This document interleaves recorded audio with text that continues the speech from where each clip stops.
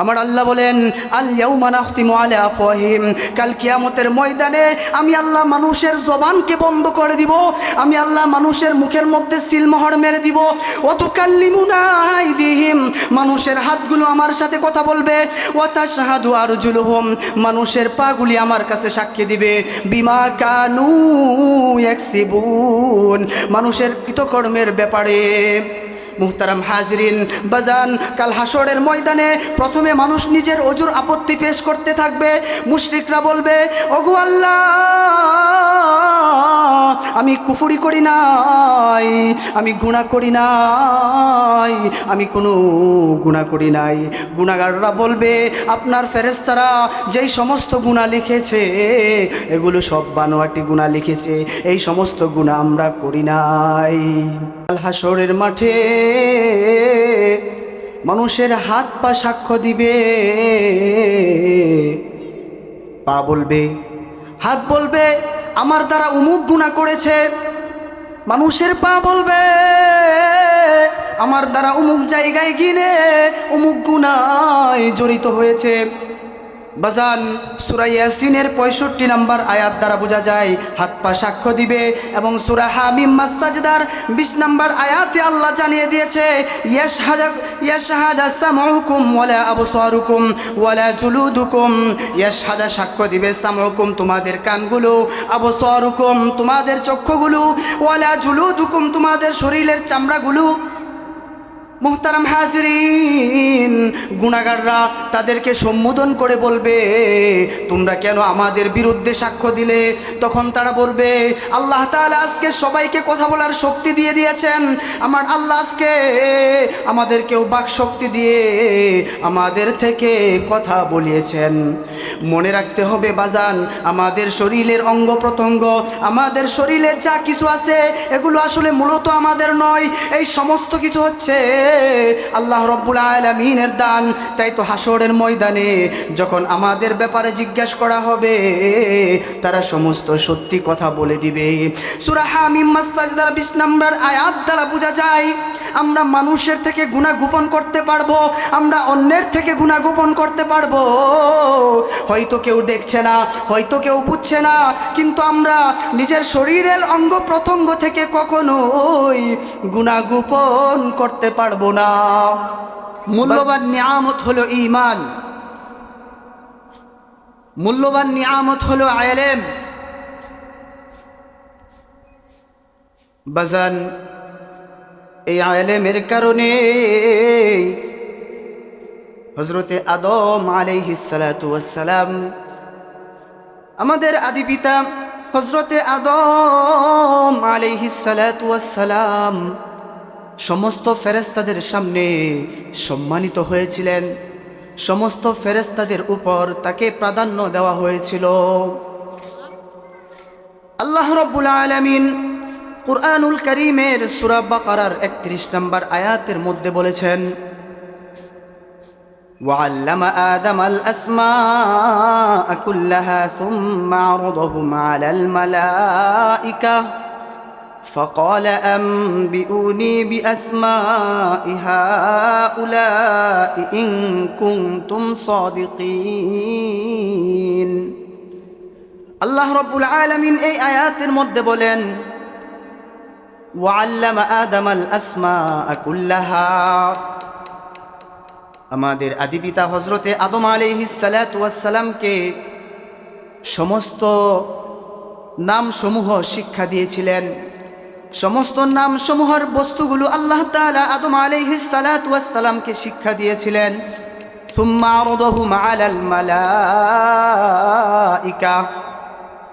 এবং সেই বস্তুগুলো ফেরেশতাদের সামনে রেখেছিলেন। আল্লাহ তাআলা বলেছিলেন, ফাকালা আনবিউনি বিআসমাই হাউলাই ইন কুনতুম সাদিকিন, ও আমার ফেরেশতারা, তোমরা এই বস্তুগুলোর নাম বলে দাও।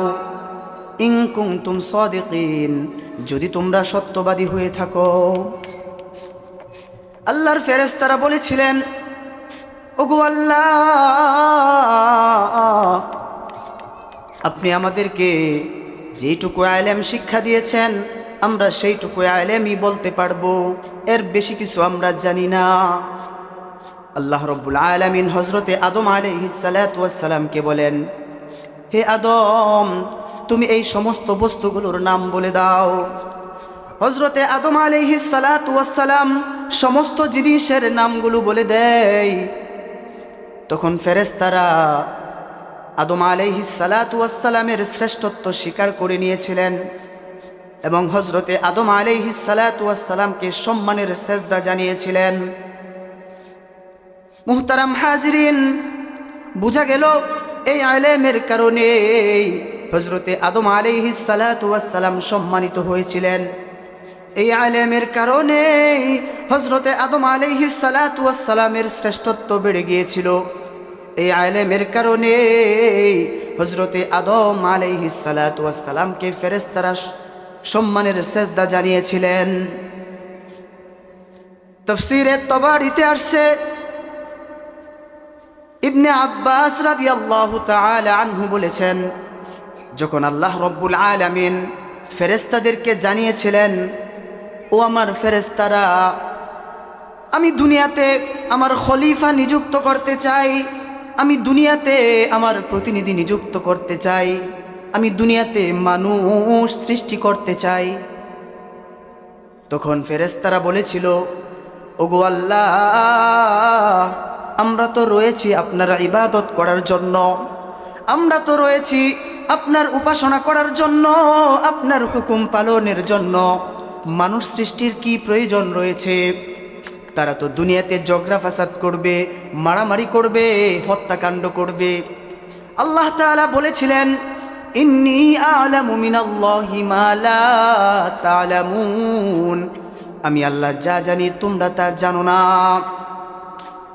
ফেরেশতারা বলা বলি করতেছে, আল্লাহ তাআলা যাকে সৃষ্টি করুক না কেন, সে কখনো আমাদের থেকে সম্মানিত হবে না, সে কখনো আমাদের থেকে উত্তম হবে না।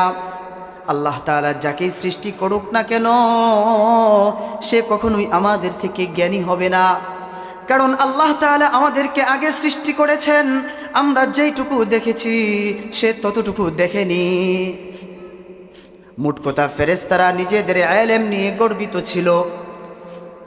আল্লাহ রব্বুল আলামিন হযরতে আদম আলাইহিস সালাতু ওয়াস সালামকে সৃষ্টি করেন এবং আদম আলাইহিস সালাতু ওয়াস সালামের অন্তরের মধ্যে ইলম দিয়ে দেন এবং সমস্ত ফেরেশতাদের সামনে সম্মানিত করে দিয়েছিলেন। সমস্ত ফেরেশতাদের সামনে আদম আলাইহিস সালাতু ওয়াস সালামকে প্রাধান্য দিয়েছিলেন। মুহতারাম হাজিরিন, মেরে ভাই ও দোস্ত বুজুর্গ,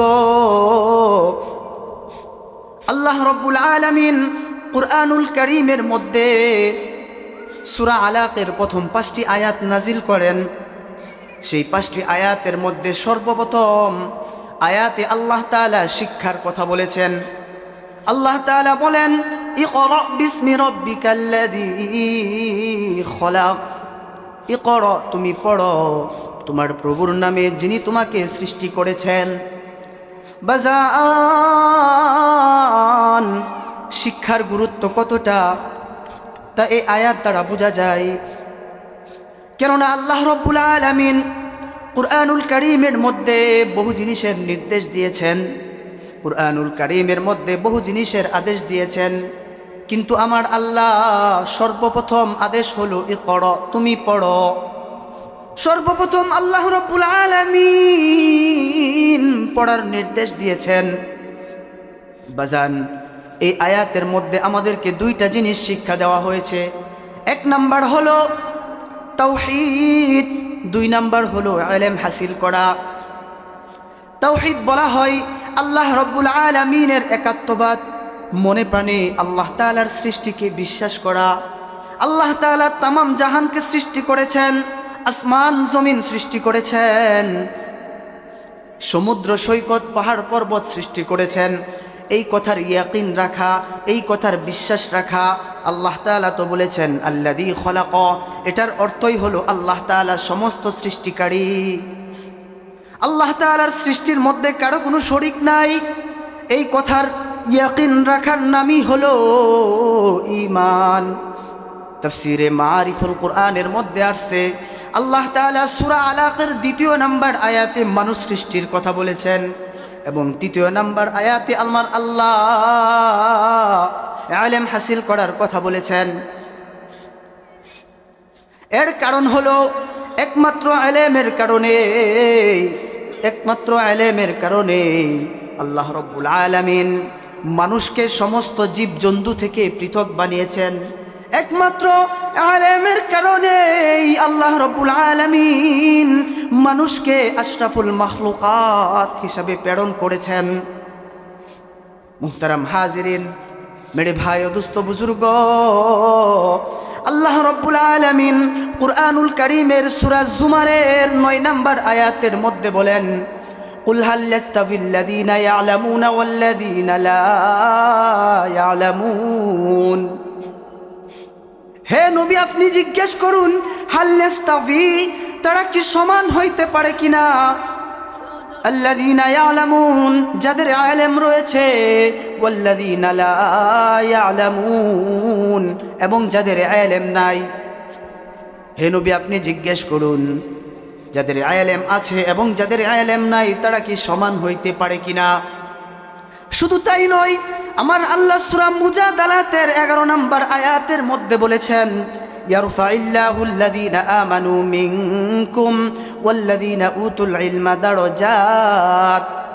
আল্লাহ তাআলা বলেন, ইয়ারফাইল্লাহুল্লাযীনা আমানু মিনকুম, আমি আল্লাহ সম্মানিত করে দিব, বহু গুণে সম্মানিত করে দিব যাদের অন্তরের মধ্যে ঈমান রয়েছে এবং যাদের অন্তরের মধ্যে ইলম রয়েছে।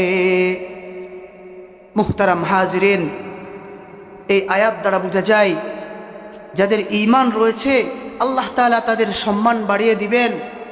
কোরআনের কথা, যাদের ইলম রয়েছে আল্লাহ তাআলা তাদের সম্মান বহু গুণে বাড়িয়ে দিবেন।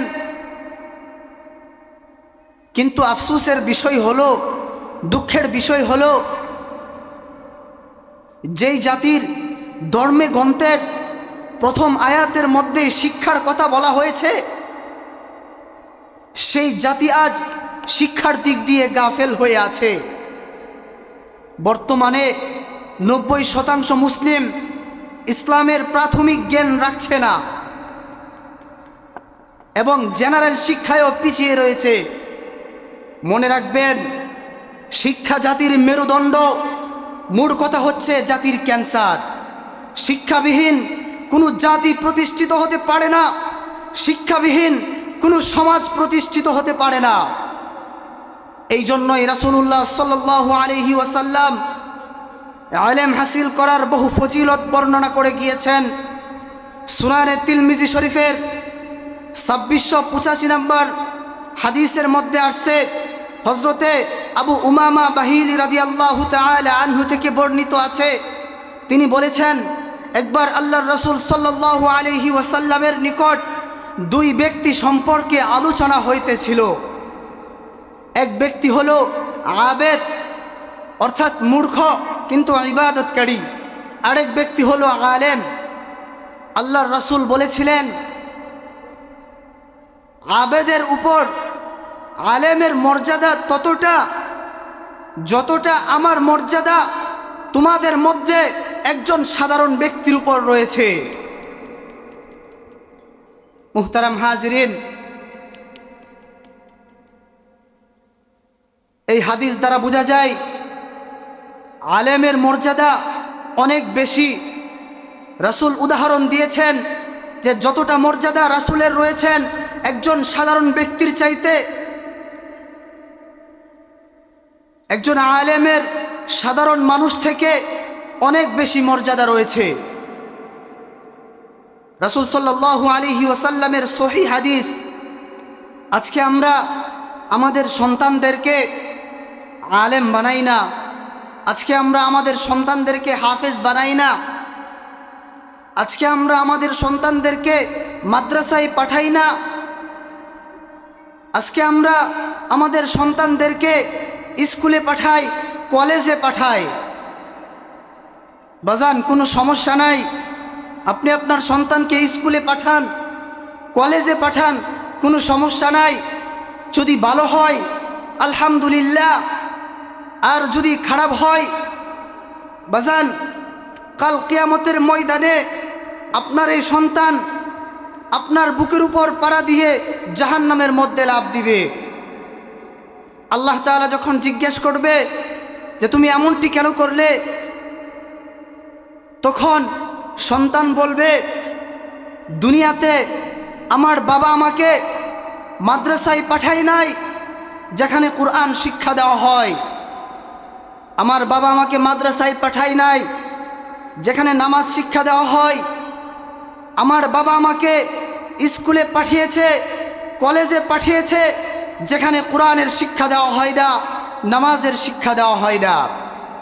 আজকে যদি আমি কোরআনের শিক্ষায় শিক্ষিত হতাম, আমি দুনিয়াতে নামাজ পড়তাম, আমি দুনিয়াতে আমল করতাম, আজকে আমাকে জাহান্নামে থাকতে হতো না, আজকে আমি জান্নাতে থাকতাম। মুআজ্জাজ হাজিরিন, আমি বলবো বাজান, আপনার একটা সন্তান যদি হাফেজ হয়ে যায়, আপনার একটা সন্তান যদি আলেম হয়ে যায়, আপনি বাবা যখন মারা যাবেন, কাফনের কাপড়ে যখন আপনাকে মুড়ানো হবে, সেই খাটকির মধ্যে যখন আপনি শুয়ে থাকবেন, আপনার সন্তান যখন আপনার জানাজা পড়াইবে, আপনার সেই সন্তানের চোখে যদি এক ফোঁটা পানি বের হয়, আল্লাহ কসম খেয়ে বলেছেন সেই পিতামাতার সমস্ত গুনাহ আমি আল্লাহ মাফ করে দিব। মুআজ্জাজ হাজিরিন বাজান, আমি বলবো আপনার সন্তানকে ডাক্তার বানান, কোনো সমস্যা নাই, ইঞ্জিনিয়ার বানান, কোনো সমস্যা নাই। আমাদের ইঞ্জিনিয়ারের প্রয়োজন রয়েছে মসজিদ বানানোর জন্য, মাদ্রাসা বানানোর জন্য, বড় বড় হসপিটাল বানানোর জন্য। আপনার সন্তানকে ডাক্তার বানান, কোনো সমস্যা নাই। আমাদের চিকিৎসার জন্য ডাক্তারের প্রয়োজন রয়েছে, আপনার মেয়েকে ডাক্তার বানান, সমস্যা নাই। আমাদের মা বোনদের গোপন চিকিৎসার জন্য মহিলা ডাক্তারের প্রয়োজন রয়েছে।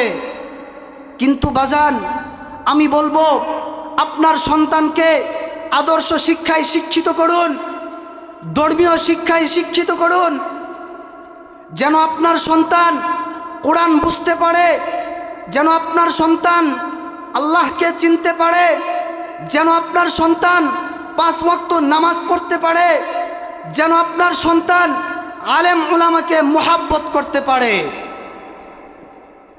মুহতারাম হাজিরিন, আজকে আমরা যেই দিন পেয়েছি কত সহজে, এই দিন এত সহজে পাওয়ার কথা ছিল না। এই দিনের জন্য কষ্ট করতে হয়েছে, এই দিনের জন্য মুজাহাদা করতে হয়েছে, এই দিনের জন্য শরীর থেকে রক্ত ঝরাতে হয়েছে, এই দিনের জন্য শহীদ হতে হয়েছে,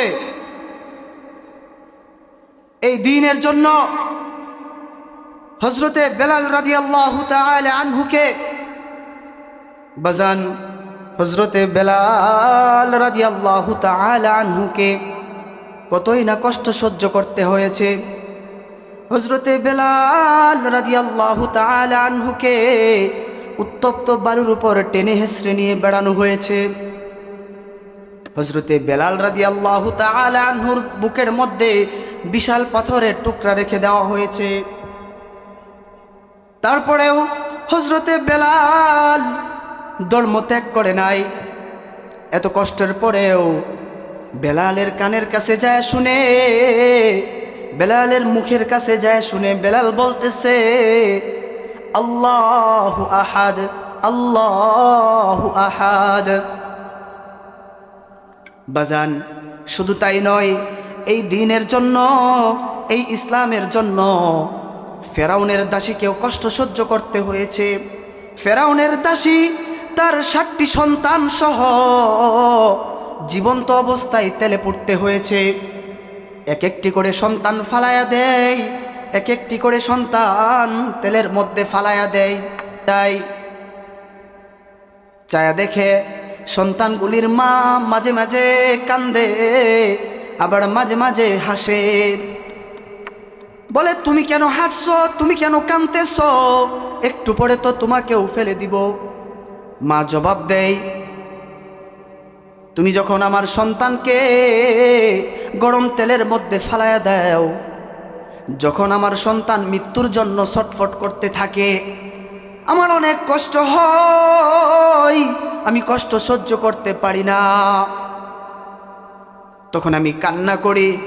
কিন্তু যখন আমার সন্তান, যখন আমি দেখি আমার সন্তান মরে গিয়ে জান্নাতের বাগানে দৌড়াদৌড়ি করতেছে, জান্নাতের পানির মধ্যে সাঁতরাইতেছে, তখন আমার এতটা আনন্দ হয়, আমি তখন এতটা খুশি হয়ে যাই, আমি মুস্কি মুস্কি হাসতে থাকি। তুমি আমাকে কিসের ভয় দেখাচ্ছ, আমি তো জান্নাত দেখে ফেলেছি, তুমি আমাকে মেরে ফেলতে পারো, কোনো সমস্যা নাই, কিন্তু আমি ইসলাম ত্যাগ করব না। বাজান, শুধু তাই নয়, এই দ্বীনের জন্য, এই ইসলামের জন্য হযরতে সুমাইয়া রাদিয়াল্লাহু তাআলা আনহার লজ্জাস্থানে তীর নিক্ষেপ করা হয়েছে, কতই না কষ্ট দিয়েছেন। তারপরেও হযরতে সুমাইয়া রাদিয়াল্লাহু তাআলা আনহা দ্বীন ছাড়েননি, ইসলাম ছাড়েননি। এই ইসলামের জন্য আমার নবী হযরতে মুহাম্মদ মুস্তাফা সাল্লাল্লাহু আলাইহি ওয়াসাল্লাম মাথা থেকে পা পর্যন্ত রক্ত জড়িয়েছেন। কেউ কেউ বলেছে, সেই রক্ত যদি জমিনের উপর পড়তো তাহলে জমিনে ফসল উৎপন্ন হতো না। বাজান, তারা দ্বীনের জন্য কতই না কষ্ট সহ্য করেছেন, তাদের ঈমান কতই না মজবুত ছিল। কিন্তু বর্তমান যুগে আমাদের ঈমানের কি অবস্থা? তখন তো মুসলমানের সংখ্যা ছিল কম, ইহুদিদের সংখ্যা ছিল বেশি, কিন্তু তাদের সংখ্যা যদিও কম ছিল, তাদের ঈমানের মধ্যে পাওয়ার ছিল, ঈমানের মধ্যে শক্তিশালী ছিল। বর্তমানে লাখ লাখ মুসলমান, কোটি কোটি মুসলমান, কিন্তু এত মুসলমান থাকা সত্ত্বেও আজকে মুসলমানের ঈমান দুর্বল। আজকে মুসলমান যেখানেই না সেখানেই লাঞ্ছিত হতে হয়, অপদস্থিত হতে হয়। কিন্তু বাজান, মুসলমানের এমনটি তো কাম্য ছিল না, কারণ মুসলমানের আছে 150 কোটি সুদক্ষ জনশক্তির 300 কোটি হাত। মুসলমানের আছে সর্বভৌম দেশ, আছে পেট্রোল ডলার, আছে খনিজ সম্পদ। কিন্তু বাজান, এত কিছুর পরেও কেন আজকে মুসলমান হাসির পাত্র? আমি বলতে চাই, এর কারণ হলো মুসলমানের মধ্যে ঐক্য নাই, মুসলমানের মধ্যে জোট নাই। অথচ আল্লাহ রব্বুল আলামিন তার কালামুল্লাহ শরীফের মধ্যে জানিয়ে দিয়েছেন, ওয়াতাসিমু বিহাবলিল্লাহি জামিআন ওয়ালা তাফাররাকু, অর্থাৎ তোমরা আল্লাহ তাআলার রজ্জুকে আঁকড়ে ধরো, পরস্পর বিচ্ছিন্ন হইও না। আজকে মুসলমান পরস্পর বিচ্ছিন্ন হয়ে গেছে, হিংসা বেড়ে গেছে, এই জন্য মুসলমানের এই অবস্থা। আল্লাহ রব্বুল আলামিন সমস্ত মুসলমানকে এক হয়ে, ঐক্যজোট হয়ে, ইসলামের ঝান্ডা হাতে নিয়ে সামনে এগিয়ে যাওয়ার তৌফিক দান করুক। যখন ইসলামের উপর আঘাত আসবে, সমস্ত মুসলমান একত্রিত হয়ে সেই আঘাতের প্রতিবাদ করার তৌফিক দান করুক। মুহতারাম হাজিরিন, মেরে ভাই ও দুস্থ বুজুর্গ, এই দ্বীনের জন্য, এই ইসলামের জন্য হযরতে নূহ আলাইহিস সালাতু ওয়াস সালাম কতই না কষ্ট সহ্য করেছেন। তিনি যখন দাওয়াত দিতে যাইতেন, মানুষ তাকে পাগল পাগল বলে ডাকতো। মানুষ বলতো, এই পাগল কোথা থেকে আসছে, এই পাগল কি বলছে, আমরা তো কিছুই বুঝতে পারতেছি না, আমাদেরকে ইসলাম গ্রহণের কথা বলতেছে। মানুষ হযরতে নূহ আলাইহিস সালাতু ওয়াস সালামকে পাথর নিক্ষেপ করত। এরকমভাবে নূহ আলাইহিস সালাতু ওয়াস সালাম পিছপা হননি, নবী পিছপা হননি, নবী দাওয়াতের কাজ চালিয়ে গিয়েছেন। সারা শরীর রক্তাক্ত হয়ে গিয়েছে, তারপরেও দিন থেকে পিছপা হন নাই। এক ছোট্ট ছেলে তার বাবার কোলে ছিল। ছেলেটি বলে, বাবা, ওই পাগলকে সবাই পাথর নিক্ষেপ করতেছে, আমিও পাথর নিক্ষেপ করতে চাই। তখন ওই ছোট্ট ছেলেটি তার বাবার কুল থেকে নাইমা আয়েশা নবীকে পাথর নিক্ষেপ করে। এই দৃশ্য দেখে আমার নবী এরকমভাবে হজরতে নূহ আলাইহিস সালাতু ওয়াস সালাম এতটা কষ্ট পেয়েছিলেন, এতটা আঘাত পেয়েছিলেন, ভিতর থেকে বদদোয়া চলে আসে আর সেটা আরশে আজিম পর্যন্ত চলে যায়। সাথে সাথে সেই জামানায় মহাপ্লাবন দেখা দেয়, সেই জামানায় পানিতে ভরপুর হয়ে যায়, সমস্ত কিছু পানির নিচে চলে যায়, কাবা শরীফ পর্যন্ত ডুবে যায়। সেই সময় বিশাল বড় যে পাহাড় ছিল, সেই পাহাড়টি পানির নিচে চলে যায়, সেই পাহাড়ের 150 গজ উপর পর্যন্ত পানি চলে যায়। এই জন্য আমরা আলেম উলামাকে, ওলি আউলিয়াকে কখনোই কষ্ট দিয়ে কথা বলবো না, তাদের সাথে কখনোই বেয়াদবিমূলক আচরণ করব না, এমন কোনো আচরণ করব না যেন আলেম উলামা, ওলি আউলিয়ারা কষ্ট পান এবং ভিতর থেকে বদদোয়া চলে আসে। আল্লাহ তাআলা আলেম উলামাকে মুহাব্বত করার তৌফিক দান করুক। বাজান, ওই সময়টাতে মুসলমানের সংখ্যা ছিল কম, ইহুদিদের সংখ্যা ছিল বেশি, খ্রিস্টানের সংখ্যা ছিল বেশি। যখন মুসলমানরা ইহুদিদেরকে দাওয়াত দিতে যায়, তখন ইহুদিরা মুসলমানদের সাথে ঠাট্টা করে। এক পর্যায়ে ইহুদিদের সর্দার মুসলমানদেরকে বলে, আমরা তো মুসলমান হয়ে যাব, এই দেশের মধ্যে যত ইহুদি আছে, যত খ্রিস্টান আছে, আমরা সকলে মুসলমান হয়ে যাব। ওই দেশের মধ্যে মুসলমানের সংখ্যা ছিল মাত্র 200 থেকে 300, আর হাজার হাজার লক্ষ লক্ষ মানুষ ছিল ইহুদি এবং নাসারা। তখন বলে, আমরা মুসলমান হয়ে যাব, হে মুসলমানের দলেরা, তবে একটি শর্ত আছে। বলে, কি শর্ত? যে শর্তটা হলো,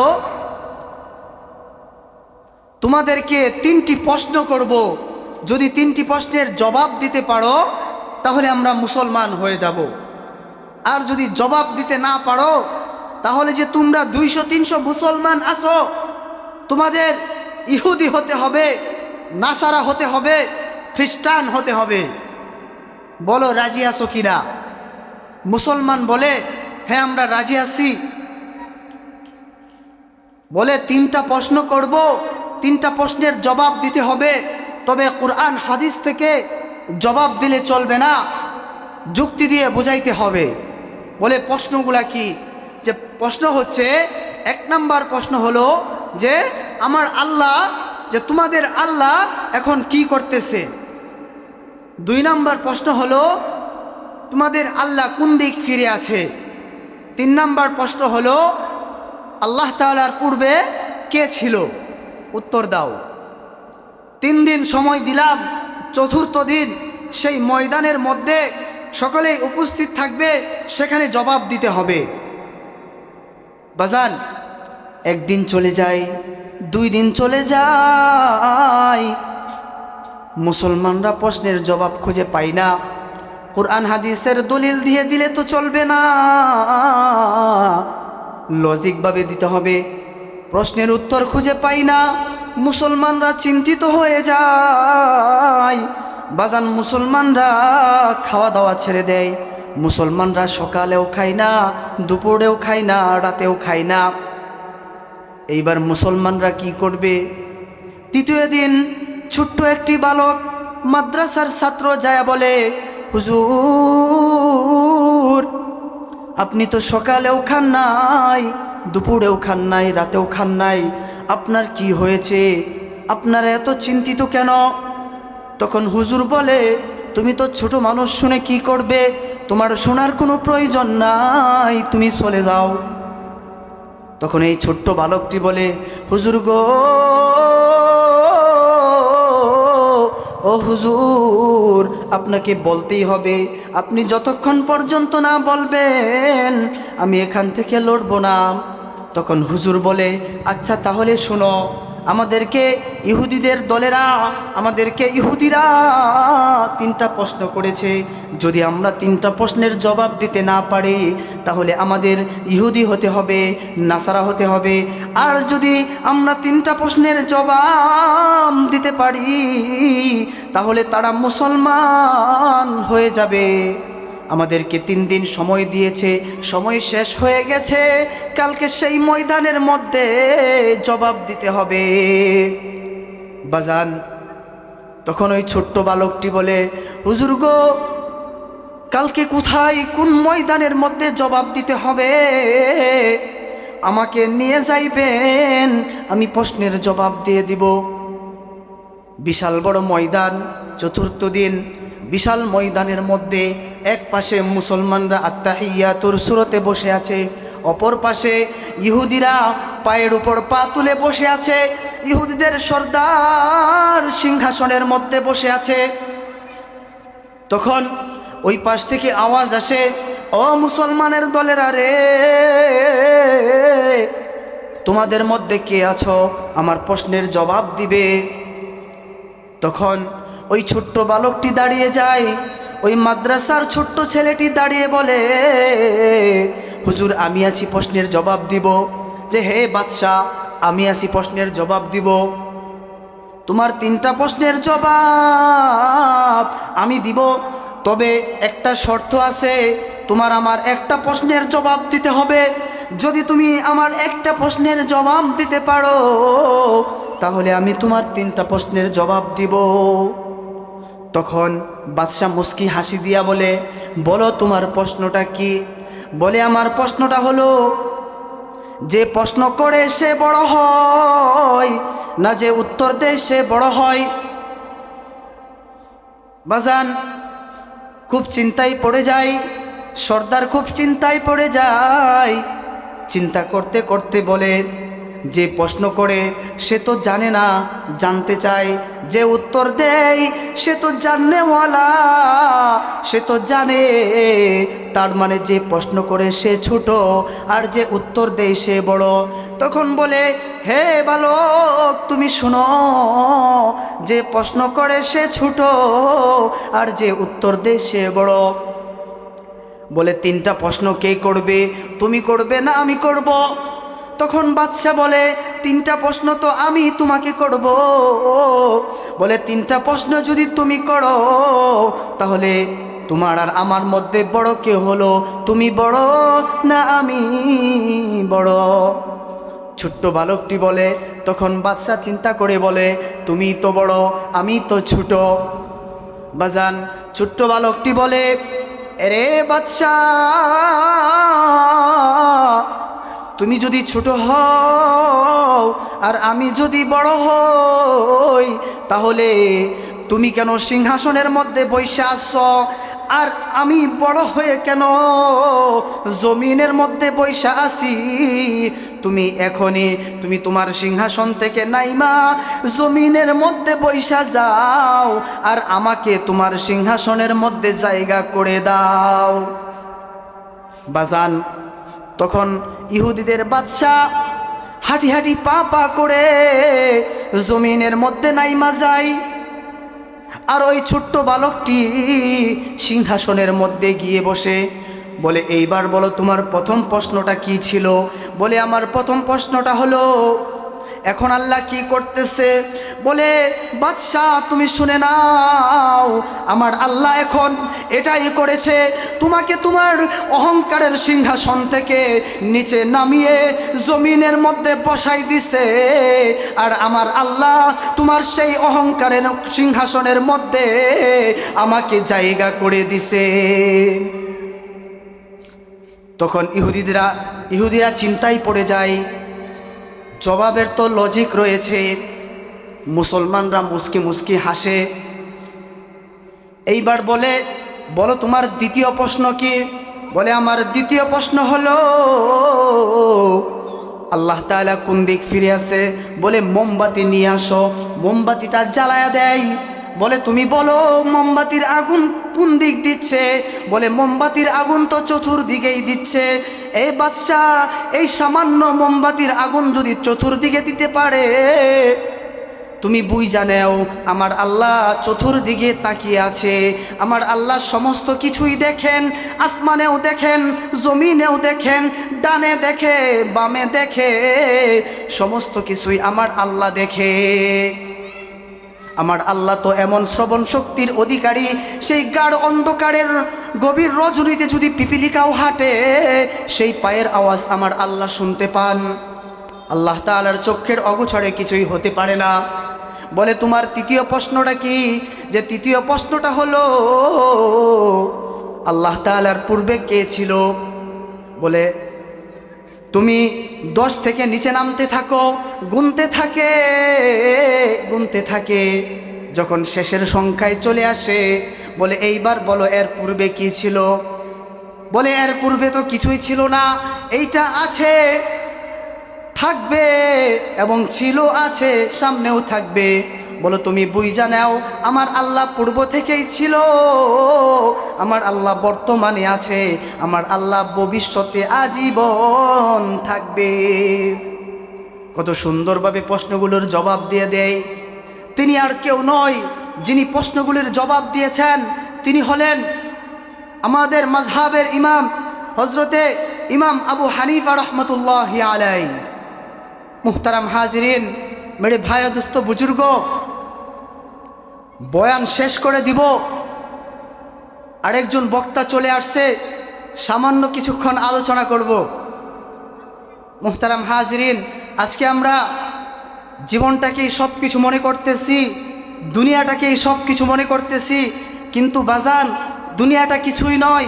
দুনিয়াটা হচ্ছে ক্ষণস্থায়ী, আখিরাত হচ্ছে চিরস্থায়ী। হাদিসের মধ্যে আছে আর দুনিয়া মাজরাতুল আখিরা, দুনিয়াটা হচ্ছে আখিরাতের খেত স্বরূপ। আল্লাহ তাআলা কোরআনে বলেছেন যে আল্লাযী খলাকাল মাউতা ওয়াল হায়াতা, আমি মৃত্যুকে আগে সৃষ্টি করেছি, তারপর জীবন সৃষ্টি করেছি। সন্তান মায়ের গর্ভ থেকে যদি হায়াত থাকে তাহলেই বের হতে পারবে, দুনিয়ার আলো বাতাস দেখতে পারবে। আল্লাহ তাআলা বলেছে কুনতুম আমওয়াতান ফাহইয়াকুম সুম্মা ইউমীতুকুম সুম্মা ইউহয়িকুম সুম্মা ইলাইহি তুরজাউন। আমওয়াতান ফাহইয়াকুম, তোমাদের হায়াত ছিল না, আমি আল্লাহ তোমাদের হায়াত দিয়েছি, প্রাণ দিয়েছি, তোমাদেরকে হায়াত দিয়েছি। সুম্মা ইউমীতুকুম, আমি আবার মৃত্যুবরণ করাবো। সুম্মা ইউহয়িকুম, আমি আবার জীবিত করব। সুম্মা ইলাইহি তুরজাউন, আমার কাছেই পুনরায় ফিরে আসতে হবে। বাজান, আল্লাহ তাআলার কাছে পুনরায় ফিরে যেতে হবে। এই জন্য জীবনের কোনো ভরসা নেই। আজকে আমি কথা বলতেছি, কালকে আমি নাও থাকতে পারি। আজকে আপনি কথা শুনতেছেন, কালকে আপনি লাশও হয়ে যেতে পারেন। আল্লাহ তো বলেছে কুল্লু নাফসিন যায়িকাতুল মাউত, প্রতিটি প্রাণীকে মৃত্যুর স্বাদ গ্রহণ করতে হবে। মুহতারাম হাজিরিন, একটি উদাহরণ দেই। এক ব্যক্তি সে বাসের মধ্যে উঠছে, তার পাশে একটি আলেম বসেছে, একজন আলেম বসেছে। লোকটির একটি ফোন আসে, ফোনটা আসার সাথে সাথেই লোকটি সুন্দরভাবে কথা বলে, মিজান মিজান বলে ডাকতেছে।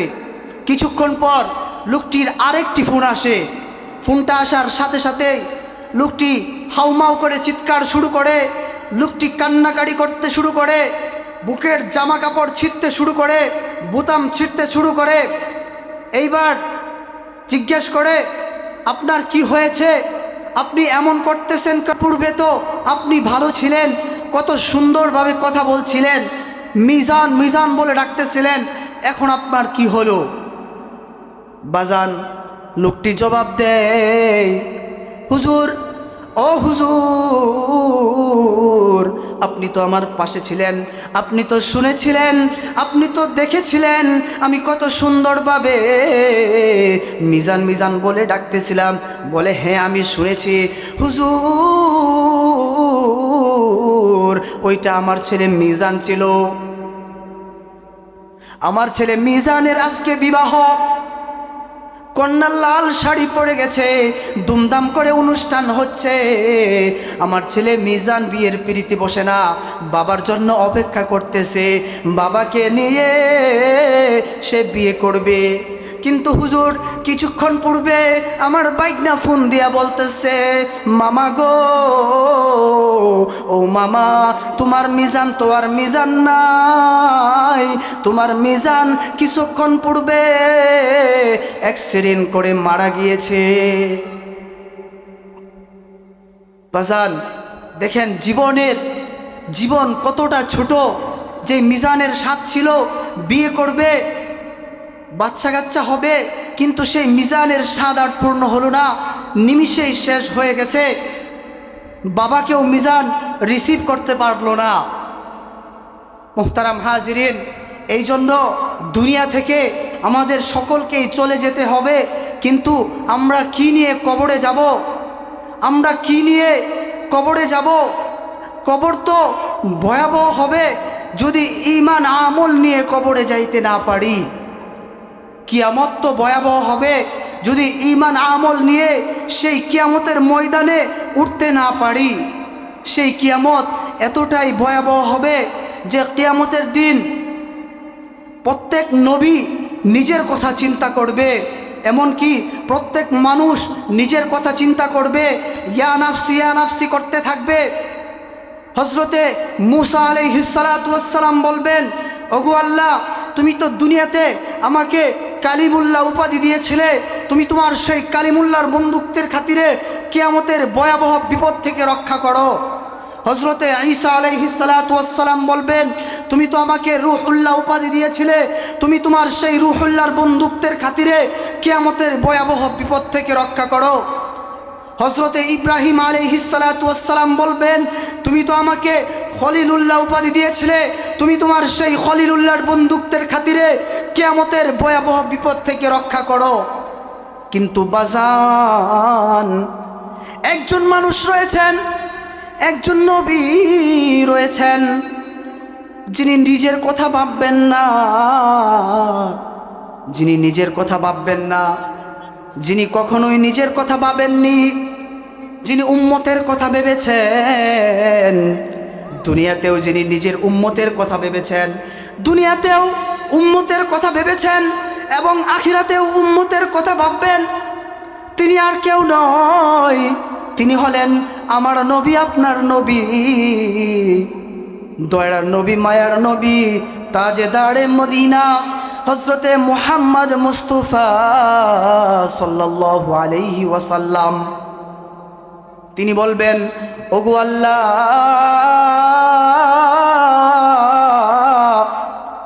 তুমি তো দুনিয়াতে আমাকে হাবিবুল্লাহ উপাধি দিয়েছিলে, তুমি তোমার সেই হাবিবুল্লাহর বন্দুকদের খাতিরে আজকের এই কিয়ামতের ভয়াবহ বিপদ থেকে তুমি আমার উম্মতকে রক্ষা করো, তুমি আমার উম্মতকে রক্ষা করো। নবীজি নিজের কথা ভাববেন না, তিনি উম্মতের কথা ভাববেন, আর সকলেই নিজের কথা ভাববেন। আজকে আমরা সেই নবীকে ভুলে গিয়েছি, আজকে আমরা সেই নবীর আদর্শকে ভুলে গিয়েছি। অথচ রাসূল জানিয়ে দিয়েছেন, মান আহাব্বা সুন্নতি ফাকাদ আহাব্বানি ওমান আহাব্বানি কানা মাই ফিল জান্নাহ।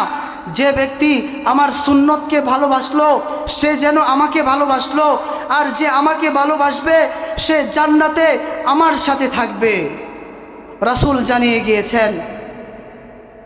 মুহতারাম হাজিরিন, বর্তমানে এমন কিছু নবীর উম্মত রয়েছে, এমন কিছু মুসলমান রয়েছে, এমন কিছু ইহুদিদের দালাল রয়েছে, খ্রিস্টানদের পাঁচটা গোলাম রয়েছে, যারা আমার রাসূলকে নিয়ে কটূক্তি করে, যারা আমার রাসূলকে নিয়ে নিন্দা করে, আমার রাসূলকে নিয়ে গালমন্দ করে, আমাদের কলিজার টুকরা রাসূলকে নিয়ে কটূক্তি করে।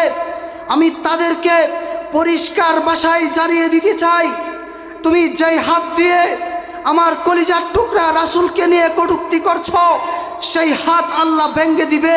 তুমি যেই জিহ্বা দিয়ে কটূক্তি করছো, সেই জিহ্বা আল্লাহ উল্টিয়ে দিবে। তুমি গুগু দেখেছো, গুগুর পাল দেখো নাই। সিংহ দেখেছো, সিংহর গর্জন দেখো নাই। মুসলমান দেখেছো, মুসলমানের হুঙ্কার দেখো নাই, ঠিক কিনা?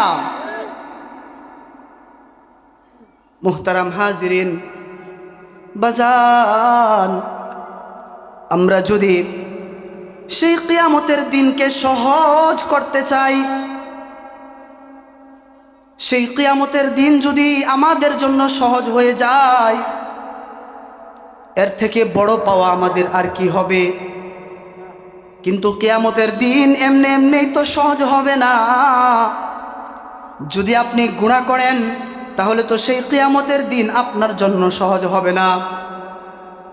যদি আপনি আল্লাহর নাফরমানি করেন, কিয়ামতের দিন তো আপনার জন্য সহজ হবে না।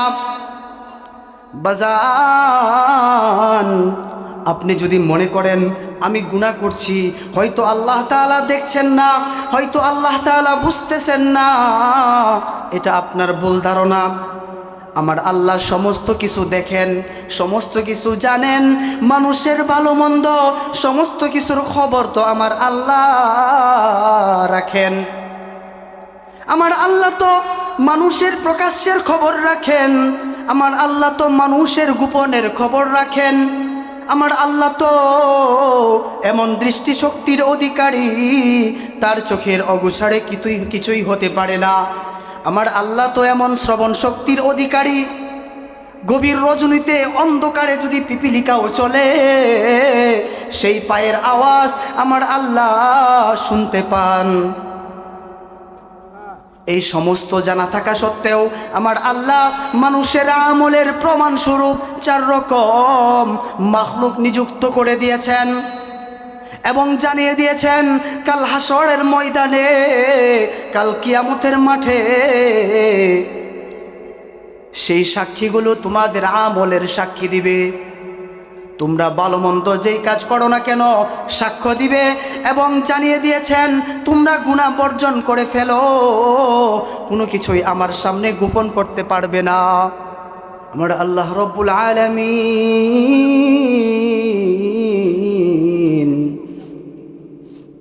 কুরআনুল কারীমের মধ্যে বলেন, সূরা কাহফের 49 নম্বর আয়াতের মধ্যে বলেন, وَوُضِعَ الْكِتَابُ فَتَرَى الْمُجْرِمِينَ مُشْفِقِينَ مِمَّا فِيهِ وَيَقُولُونَ يَا وَيْلَتَنَا مَا لِهَذَا الْكِتَابِ। আল্লাহ বলেন وَوُضِعَ الْكِتَابُ, কাল হাসরের মাঠে এমন কিতাব সামনে হাজির করা হবে, এমন আমল নামার সামনে হাজির করা হবে। ফাতারল মুজরিমিনা মুশফিকিন, গুনাহগাররা সেই আমল নামা দেখে, গুনাহগাররা তাদের গুনাহ দেখে ভীত সংকীর্ণ হয়ে যাবে। ওয়ায়াকুলুন, এবং বলতে থাকবে, ইয়া ওয়াইলাতানা মা লিহাযাল কিতাব, এটা কেমন কিতাব সামনে হাজির করা হলো। লা ইউগাদিরু সগীরাতান ওয়ালা কাবীরাতান ইল্লা আহসাহা, যে এই আমল নামার মধ্যে কোনো গুনাহ তো বাদ দেওয়া হয় নাই। সগীরা গুনাহ, কবিরা গুনাহ, ছোট গুনাহ, বড় গুনাহ, কোনো গুনাহ তো বাদ দেওয়া হয় নাই, সমস্ত গুনাহ তো লিপিবদ্ধ রয়েছে। বাজান, বর্তমান যুগ সিসি ক্যামেরার যুগ। সিসি ক্যামেরার মধ্যে যেমন সমস্ত কিছু সংরক্ষিত হয়ে যায়, ঠিক তেমনিভাবে বাজান মানুষ দুনিয়ার মধ্যে যা কিছু করুক না কেন সমস্ত কিছু রেকর্ড হইতে থাকে, সমস্ত কিছু সংরক্ষিত হইতে থাকে। হাসরের ময়দানে ইমানদাররা তাদের আমল নামা দেখে মুস্কি মুস্কি হাসবে, নেককার লোকেরা তাদের আমল নামা দেখে মুস্কি মুস্কি হাসবে, আর গুনাহগাররা তাদের আমল নামা দেখে হাই হুতাশ করতে থাকবে। মানুষের আমলের প্রথম সাক্ষী হবে আমল নামা, দ্বিতীয় সাক্ষী হবে ফেরেশতারা। এই সম্পর্কে আল্লাহ কোরআনে জানিয়ে দিয়েছেন সূরা ইনফিতরের 10, 11 এবং 12 নম্বর আয়াতে, ওয়া ইন্না আলাইকুম লাহাফিজিন কিরামান কাতিবিন ইয়ালামুনা মা তাফআলুন। আল্লাহ বলেন তোমাদের জন্য আমি হাফিজুন নিযুক্ত করে দিয়েছি, সংরক্ষণকারী নিযুক্ত করে দিয়েছি, কিরমান কাতিবিন নিযুক্ত করে দিয়েছি। তোমরা যা কিছুই করো না কেন তারা সমস্ত কিছুই জানেন, বুঝেন এবং সমস্ত কিছুই লিখে রাখতেছেন। আমরা যদি জোরে কথা বলি ফেরেশতারা শুনতে পাই, আমরা যদি আস্তে কথা বলি ফেরেশতারা শুনতে পাই, আমরা যদি দিনের আলোতে কোনো কাজ করি ফেরেশতারা শুনতে পাই, দেখতে পাই। আমরা যদি গভীর রজনীতে রাতের অন্ধকারে কোনো কাজ করি সেটাও তারা দেখতে পাই।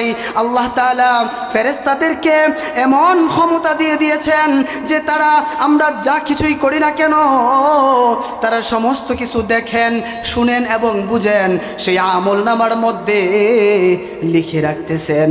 এই জন্য বাজান হুঁশিয়ার হয়ে যাই, গুনাহমুক্ত জীবন কাটাই।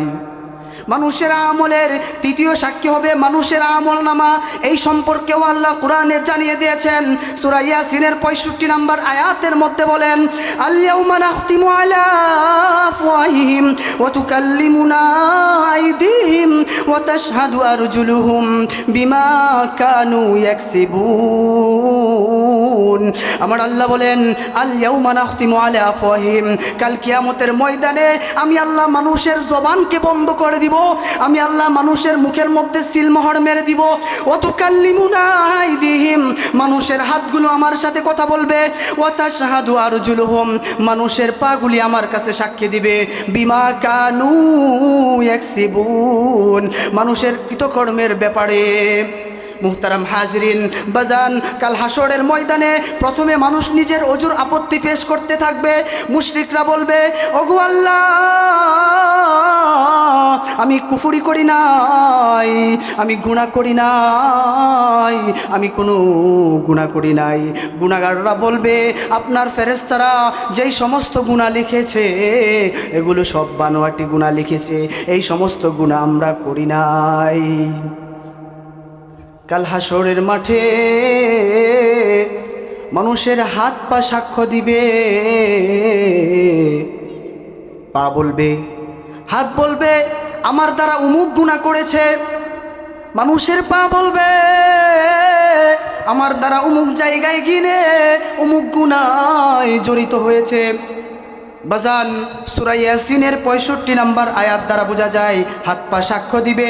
এবং সূরা হামিম মাস-সাজদার 20 নম্বর আয়াতে আল্লাহ জানিয়ে দিয়েছে, ইয়াশহাদা সামউকুম ওয়ালা আবসারুকুম ওয়ালা জুলুদুকুম, ইয়াশহাদা সাক্ষ্য দিবে সামউকুম তোমাদের কানগুলো, আবসারুকুম তোমাদের চক্ষুগুলো, ওয়ালা জুলুদুকুম তোমাদের শরীরের চামড়াগুলো।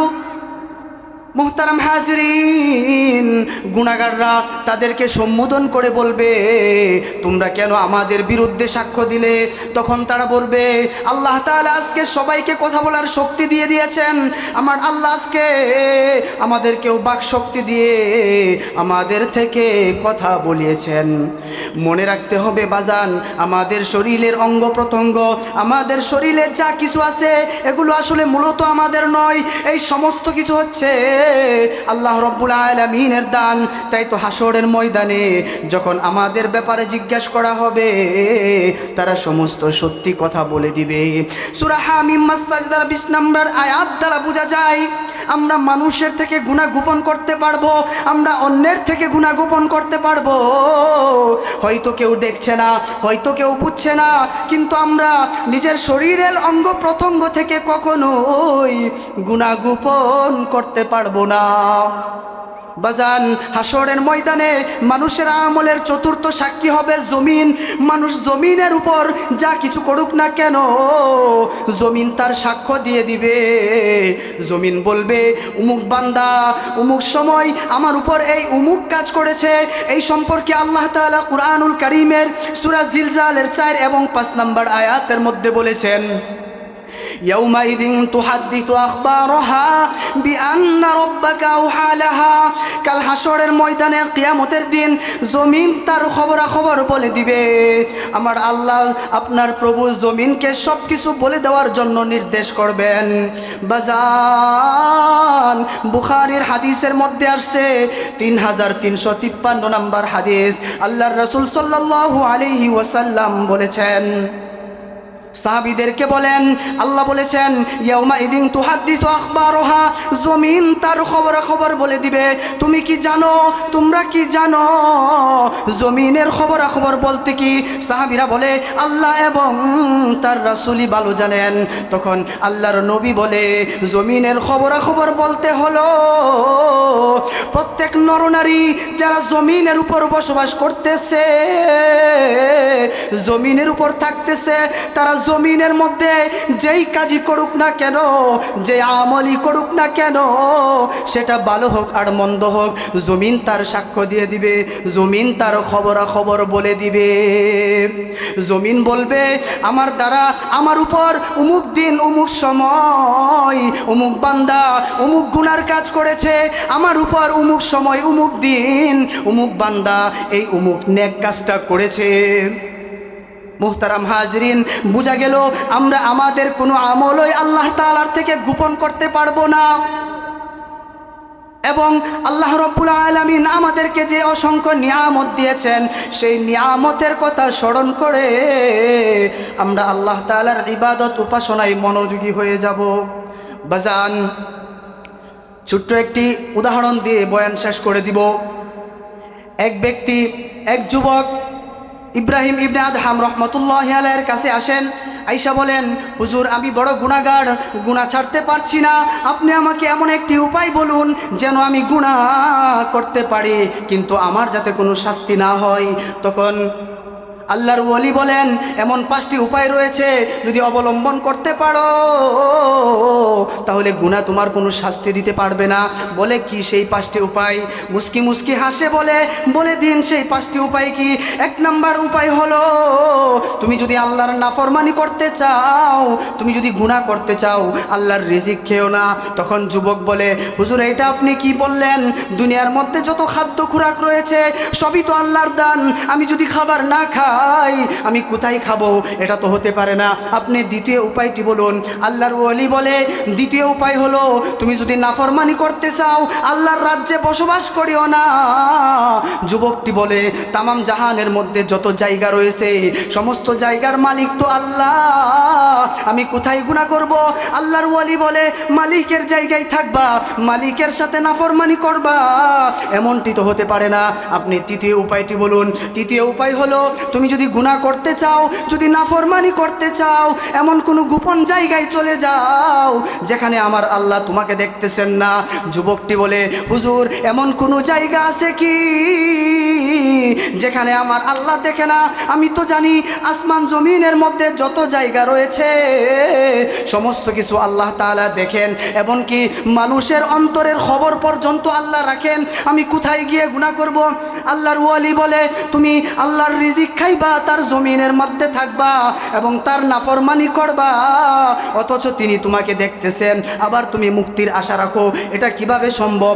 বলে, আপনি চতুর্থ উপায়টি বলুন। চতুর্থ উপায় হলো, যখন মালাকুল মাউত তোমার সামনে আসবে, মালাকুল মাউতকে তুমি বলবা, আমার জানটা কবজ কইরো না, আমি একটু তওবা করে আসি, আমি বহুত গুনাহ করেছি, আমি একটু নেক আমল করে আসি যেন আমি জান্নাতে যাইতে পারি।